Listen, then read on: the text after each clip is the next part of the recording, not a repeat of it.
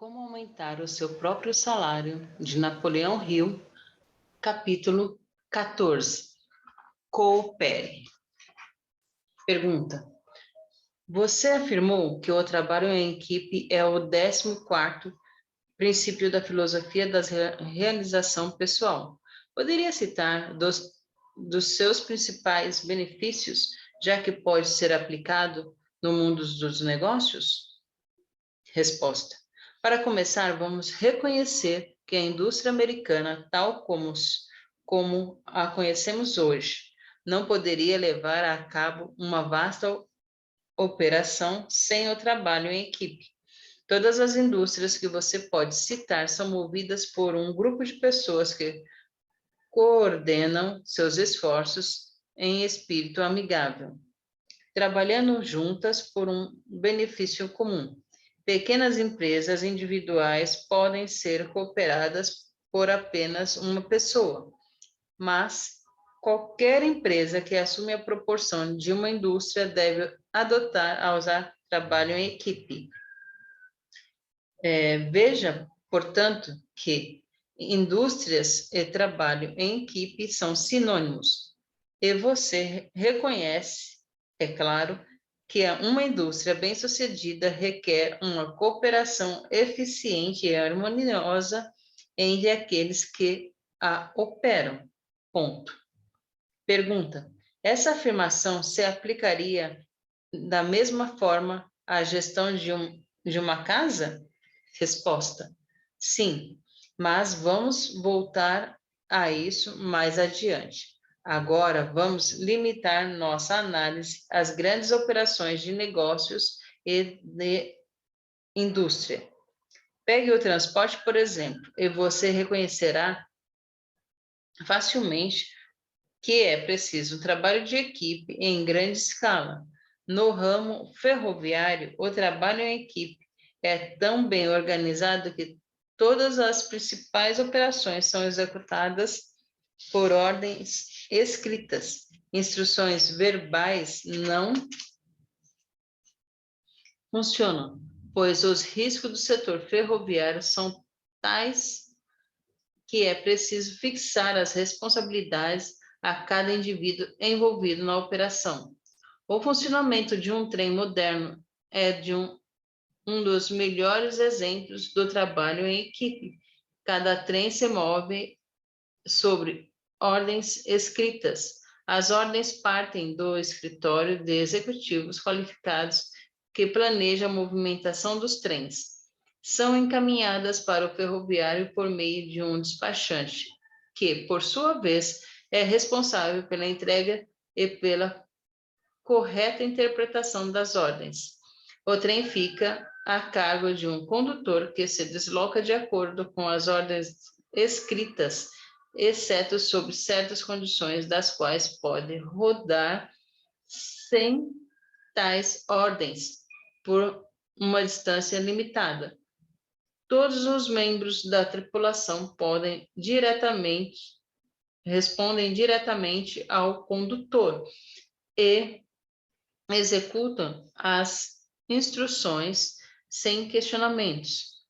Todos que trabalham em uma empresa ferroviária, desde o funcionário mais humilde até o presidente da companhia, estão relacionados uns com os outros pelo princípio do trabalho em equipe, que não pode ser quebrado sem possivelmente ferir alguém. Ponto. Pergunta: você acredita que o executivo ferroviário moderno aplica perfeitamente o princípio do trabalho em equipe? Resposta: com relação aos trabalhos dos ferroviários, existe uma cooperação de esforços quase perfeita, tirando as inevitáveis fraquezas humanas, e mesmo essas são, em grande parte, salvaguardas por equipamentos mecânicos e dispositivos sinalizadores que funcionam automaticamente.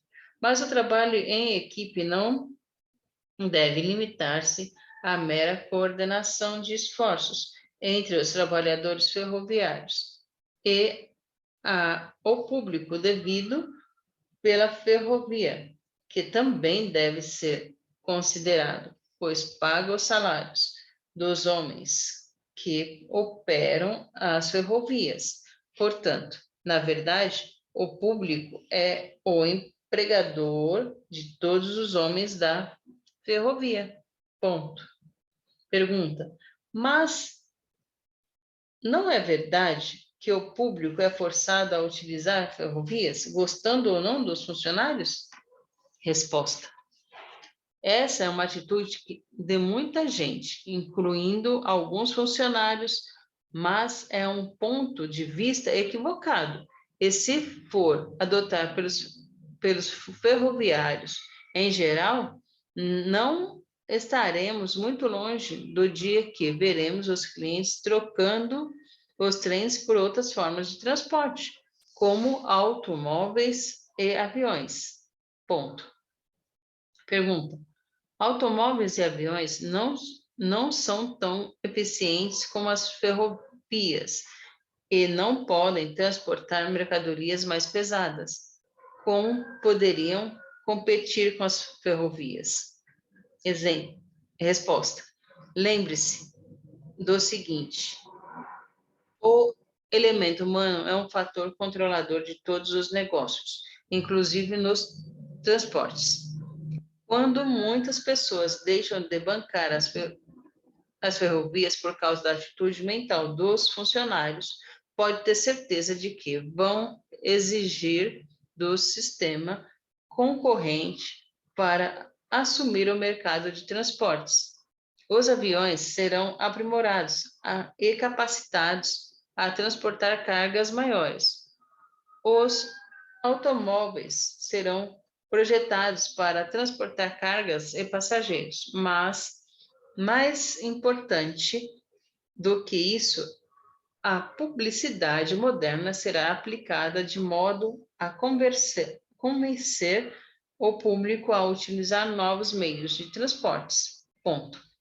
Pergunta: mas as ferrovias podem se valer da publicidade também, correto? Resposta: podem, mas se valerão? Essa é a pergunta. As ferrovias monopolizaram o mercado de transportes de mercadorias e passageiros. Portanto, tempo que podem demorar a entender os novos tempos com rapidez suficiente para ajustar-se a métodos mais avançados. Esse erro é comum a muita gente. Não reconhecer os fatos a tempo e lucrar com eles. Os monopólios muitas vezes levam à indiferença e à deteriorização das relações humanas. O fato de que a natureza desencoraja monopólios deveriam ser um aviso aos homens para evitá-los. No sistema americano de livre iniciativa, temos uma forma de competição amigável, com o qual mantemos o sistema ativo, alerta e altamente eficiente, o que equivale à cooperação, considerando o sistema como um todo. Ponto.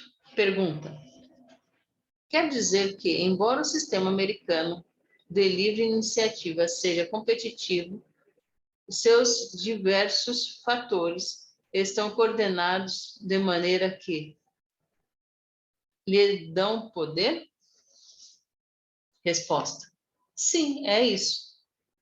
Segue a relação entre o sistema de livre iniciativa e a forma americana de governo. Por exemplo,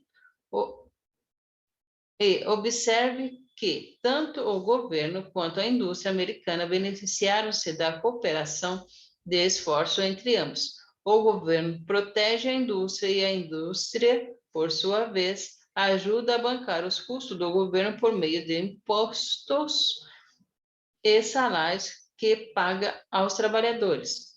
Enquanto esse sistema de coordenação for mantido de modo amigável, a forma americana de governo vai sobreviver e a indústria americana vai prosperar, pois os resultados combinados desse tipo de cooperação representam o padrão de vida americano, o mais próspero que o mundo já conheceu. Ponto. Pergunta. Então, o governo e a indústria são praticamente parceiros na estrutura econômica dos Estados Unidos? Resposta: sim. E, como tal, estão sujeitos a todas as regras e regulamentos necessários para tornar qualquer parceria um sucesso. Ambos devem dar para receber, ambos devem trabalhar amigavelmente, ambos devem reconhecer os direitos e privilégios do público em geral, e ambos devem se tornar eficientes no atendimento ao público.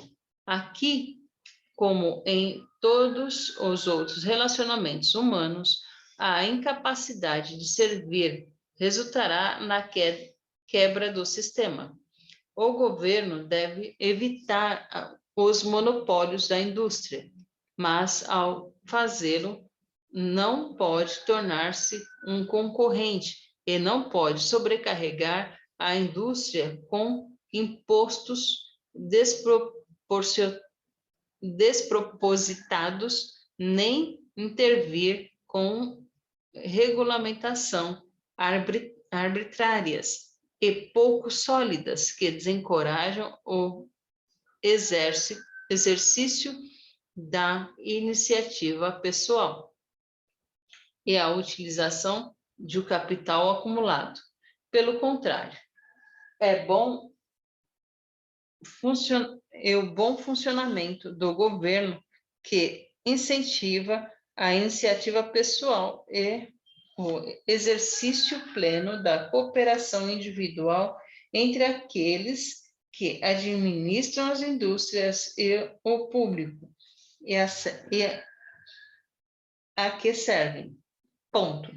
Pergunta: o que aconteceria se o governo se tornasse um concorrente da indústria ou a sobrecarregasse de regulamentos e impostos que tornassem suas operações não lucrativas?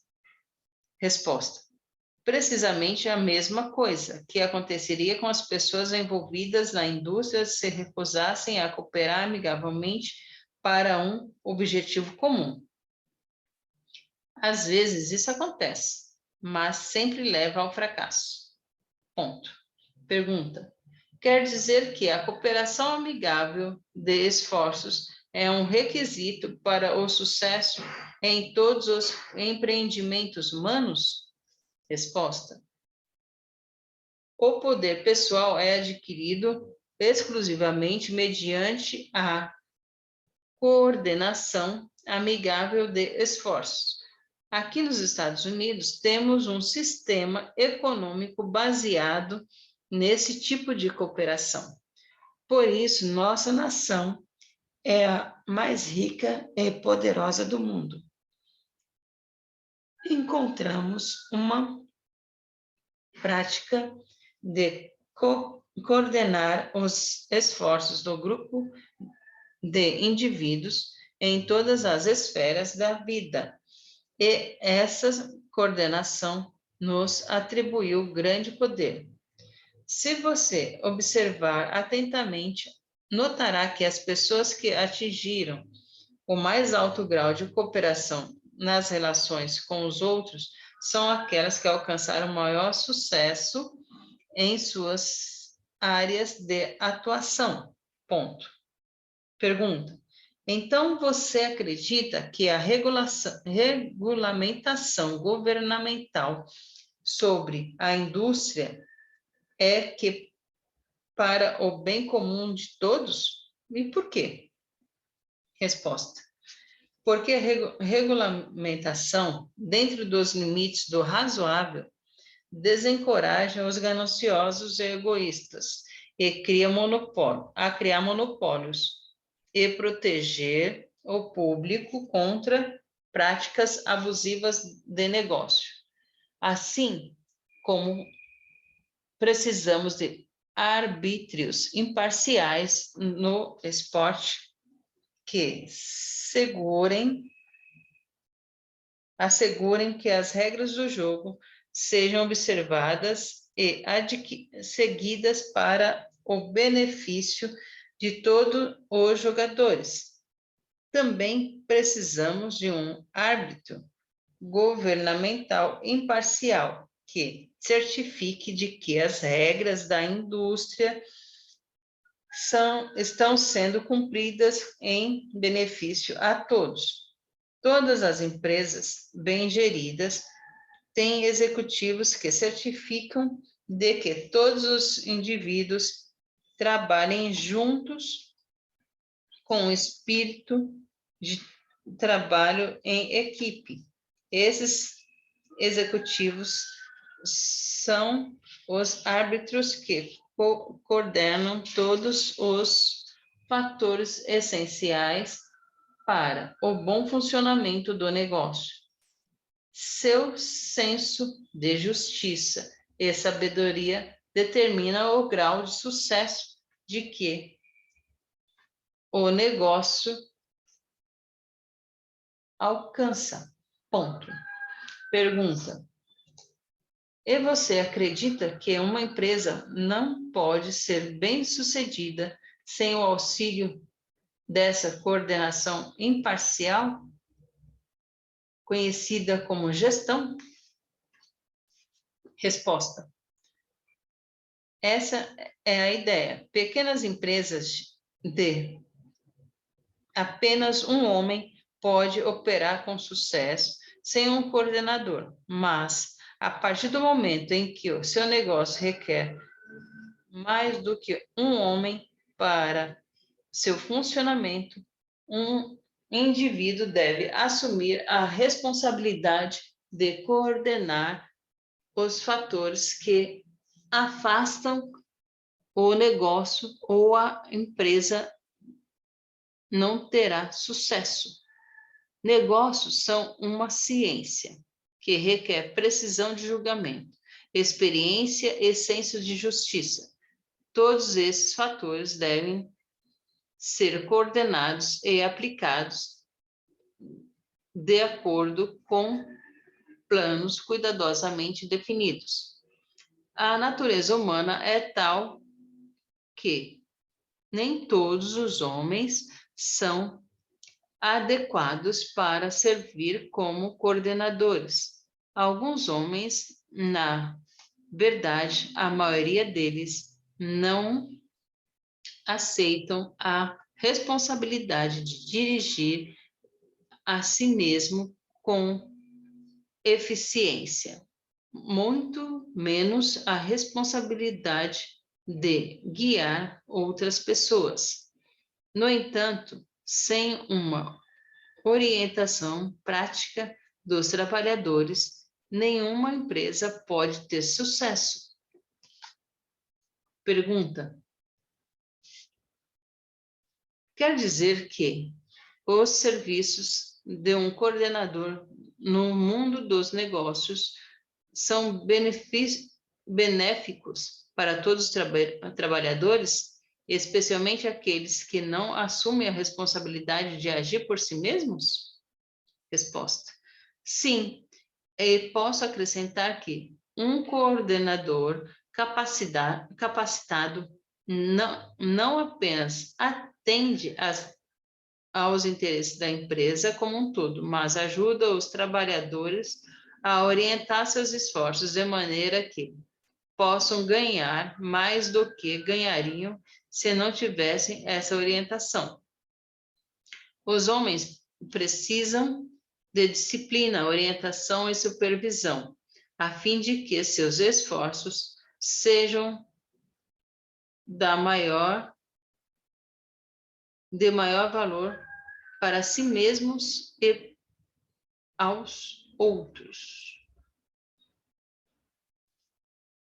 Se duvida disso, observe o que acontece com a gestão de que qualquer negócio torna-se ineficiente, egoísta e desonesta. Ponto. Pergunta.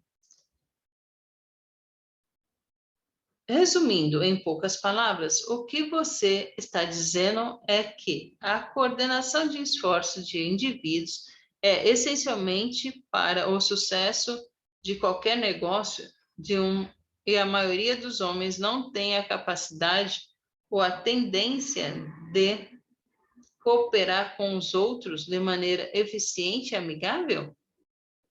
Resposta. É precisamente isso o que disse.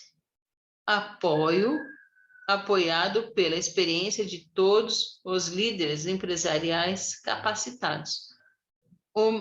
A melhor prova de solidez dessa afirmação pode ser encontrada no conhecido fato de que, enquanto o trabalho manual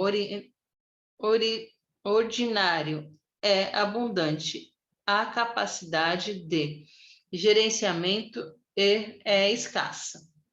Isso acontece que os homens com temperamento, educação, experiência e tendência pessoal para coordenar o esforço dos outros são escassos. A escassez explica por que aqueles com capacidade de gestão determinam o próprio valor no mercado de trabalho. Pois aqui, assim como em todos os campos da economia, a lei da oferta e da procura impera. Ponto.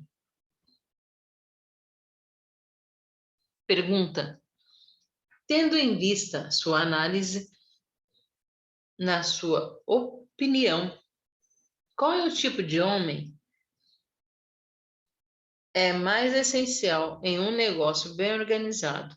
O gestor ou o trabalhador que executa as ordens?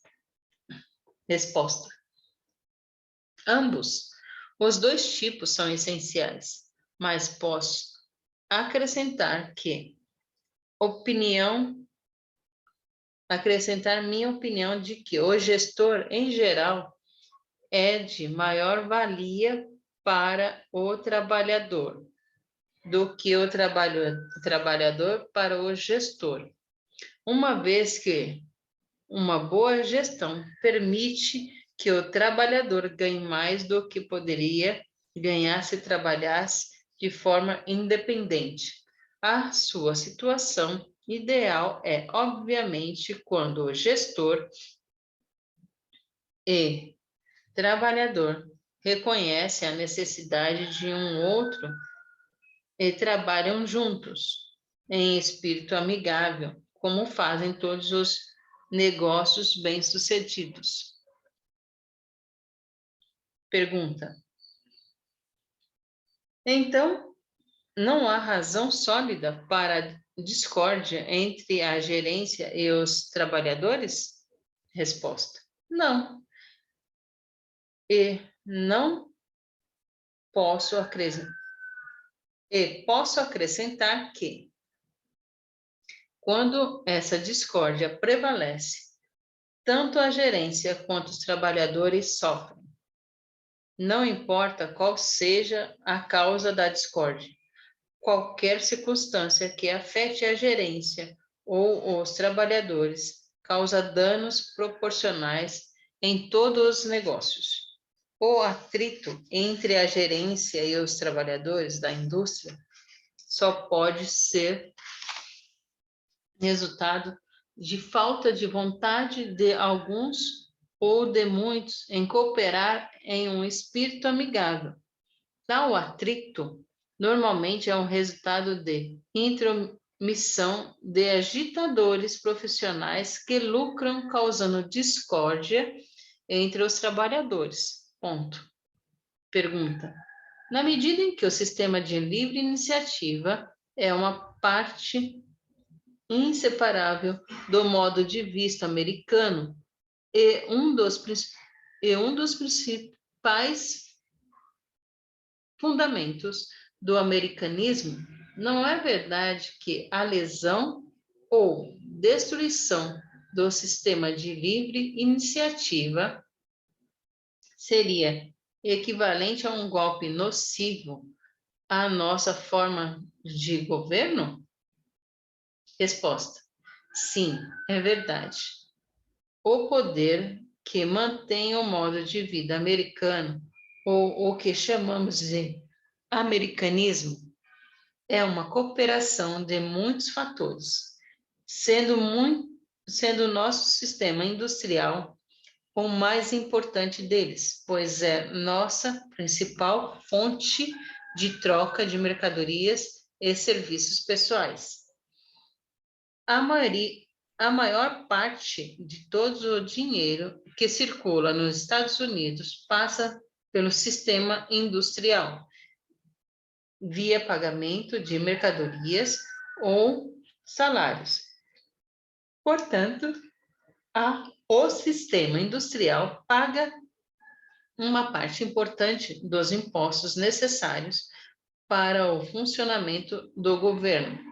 Sem essa fonte de renda, o governo iria à falência em pouco tempo, uma vez que não produz nada e não tem fonte de renda direta. Ponto. Pergunta: se a forma americana de governo algum dia for destruída ou substancialmente alterada de modo a limitar a liberdade pessoal, de que fonte você acredita que essa mudança viria?